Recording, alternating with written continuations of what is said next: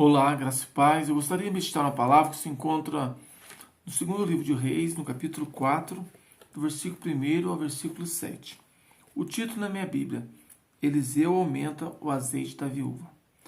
Nós vemos aqui o texto vai dizer sobre que havia uma mulher, ela era casada com um homem temente a Deus e esse homem veio a falecer. Alguns teólogos acreditam que esse homem que havia falecido era Obadias. Obadias foi um mordomo ali do rei Acabe e Jezabel.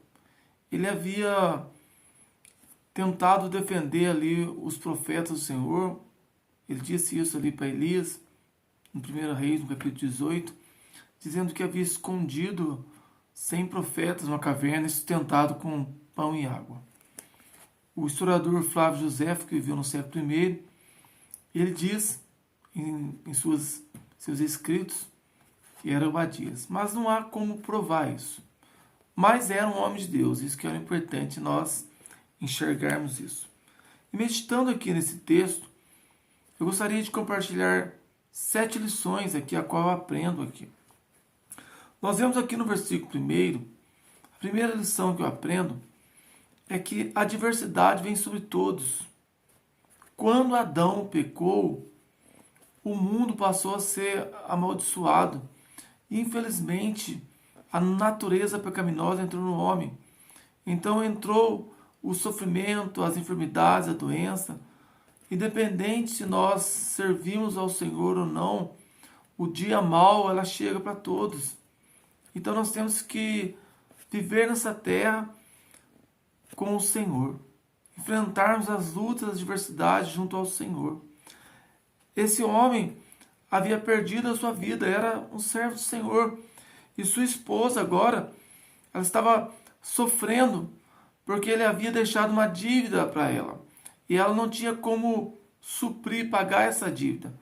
A lei mosaica permitia que, em caso de dívida, os filhos poderiam ser pegos para trabalhar como servos para pagar essa dívida. Essa mulher estava com algo impossível para ela resolver. Ela não tinha condições financeiras para pagar aquela dívida, era uma viúva, não tinha nenhum recurso, estava desesperada. Primeira lição que nós aprendemos: a adversidade vem para todos. Jesus vai dizer em João capítulo 16, versículo 33, ele fala ali para os seus discípulos, quando ele começou a contar sobre as perseguições que surgiriam e as adversidades, ele fala: tenho-vos dito isso para que em mim tenhais paz. Jesus estava falando: vocês têm que ter paz em mim, no meio das aflições, no meio da dificuldade. Quando nós estivermos enfrentando dificuldades, quando o dia mal chegar, nós temos que olhar para Jesus, buscar o Senhor e ter paz nele. Ele falou isso: no mundo tereis aflições. Não tem jeito, está falando para os discípulos: vocês irão passar por aflições, irão passar por dificuldade. Mas tem de bom ânimo, eu venci o mundo. Jesus venceu o mundo, para que nós pudéssemos viver aqui hoje, passar às vezes por tempestades e vendavais, mas tendo a certeza que o Rei dos Reis, o Senhor dos Senhores, está conosco para nos dar vitória, para nos ajudar e para nos fortalecer. Nós temos que confiar nele. Então o dia mal vem, a primeira lição que eu enxergo. Uma segunda lição que eu enxergo com essa mulher é que em tempos de crise nós temos que buscar o Senhor. Não podemos deixar de buscar o Senhor. Nós temos que rasgar o nosso coração para Deus.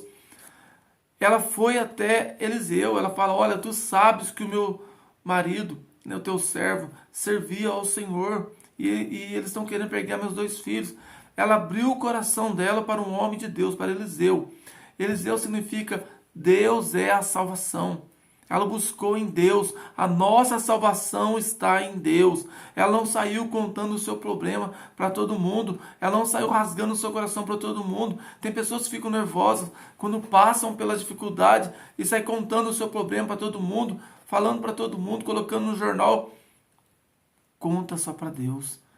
Entra no seu quarto, fecha sua porta, rasga o seu coração para Deus em oração, lança sobre ele as suas ansiedades, suas preocupações, porque a Bíblia diz que os impossíveis dos homens são possíveis a Deus.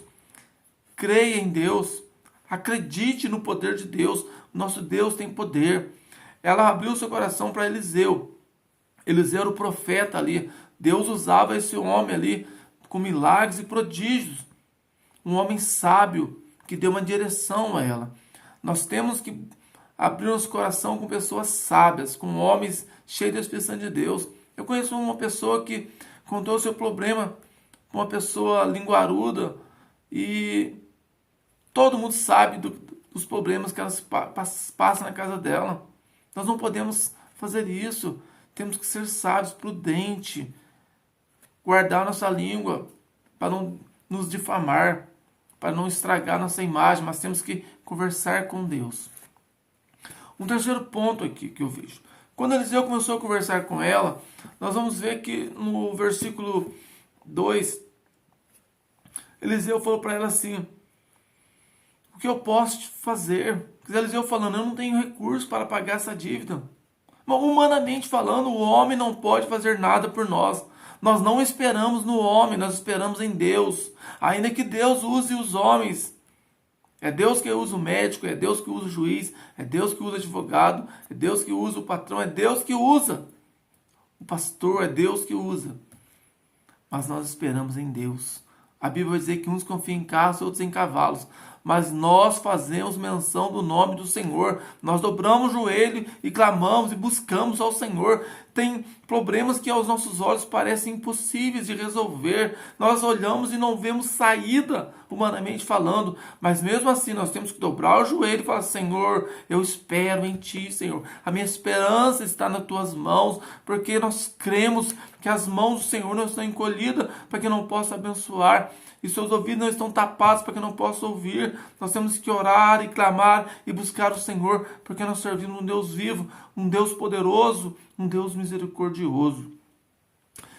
E ela vai responder assim: Eliseu sabia que não tinha nada, mas Eliseu sabia que ele servia a Deus. Ele falou: eu não posso fazer nada, mas o meu Deus pode. Ele fala: declara para mim o que você tem na sua casa.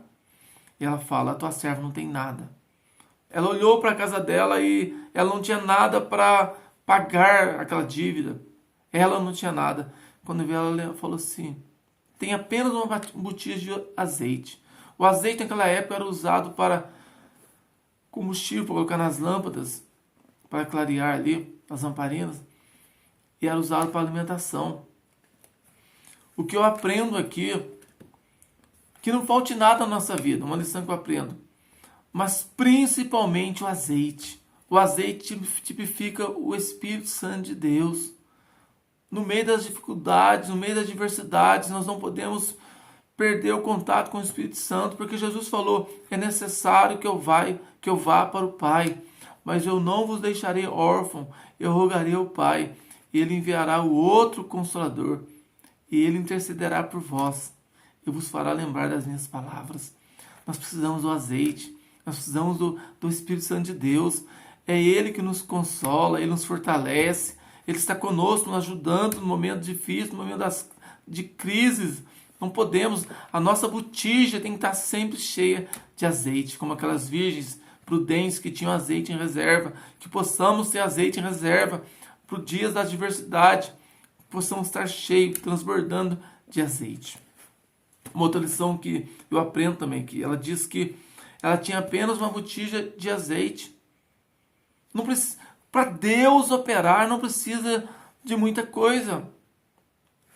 Olha, era só uma botija de azeite, mas era o suficiente para Deus operar. Nós vemos quando o Senhor multiplicou os pães e peixes para alimentar aquela multidão.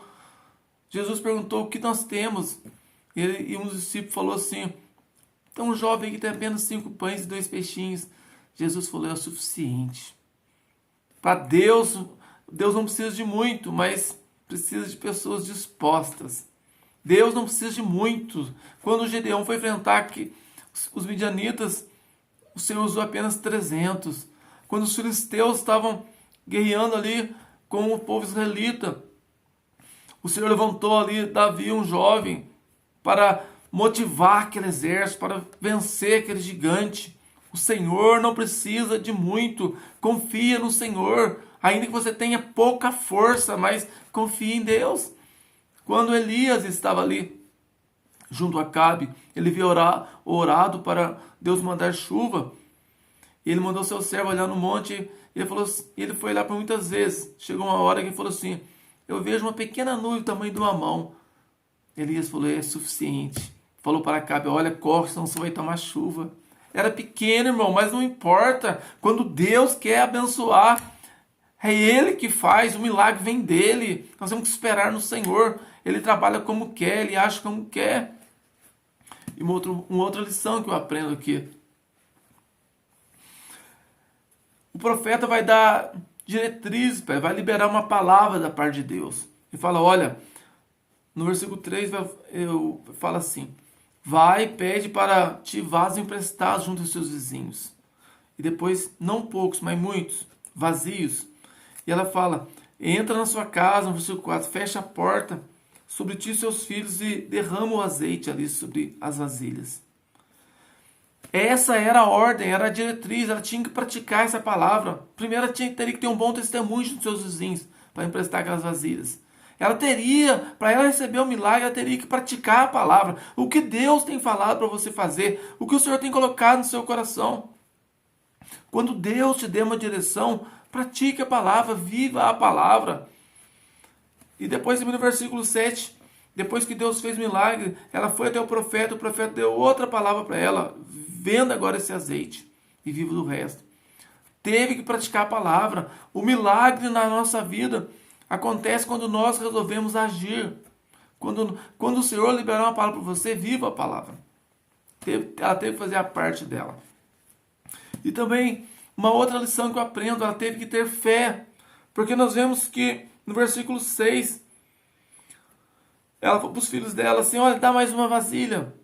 Mas ela falou: não tem mais vasilhas. Então o azeite já parou. Ela recebeu o azeite na proporção que ela conseguiu vasilhas. À medida que ela trabalhou para conquistar ali, para emprestar as vasilhas, é que ela recebeu de azeite. Se ela tivesse tido pouca fé, ela ia receber pouco azeite. Então nós temos que falar: Senhor, fortalece a nossa fé, Senhor. Ajuda-nos a ter fé para que o Senhor possa operar o milagre na nossa vida. E ela recebeu o milagre. Mas uma outra coisa, uma lição que eu aprendo aqui também. No versículo 5, o profeta falou assim: fecha a porta. Pega as vasilhas e fecha a porta e derrama o azeite. O milagre aconteceu somente lá na casa dela, somente entre ela e os filhos dela. Nós temos que fechar as portas, fechar as brechas. Tem coisas que é só nós, é só em casa. Tem coisas que é só eu e Deus. Fechar a porta. Nós temos que tapar as brechas, não deixar espaço para o inimigo trabalhar na nossa vida. E essa mulher fez dessa forma e alcançou a bênção dela. 7 lições que eu vejo aqui. E também nós podemos olhar para o lado da igreja. Como igreja nós temos que trazer vasos, pessoas junto à casa do Senhor para que possa ser cheia do Espírito Santo de Deus. Amém? Que Deus abençoe a sua vida em nome de Jesus.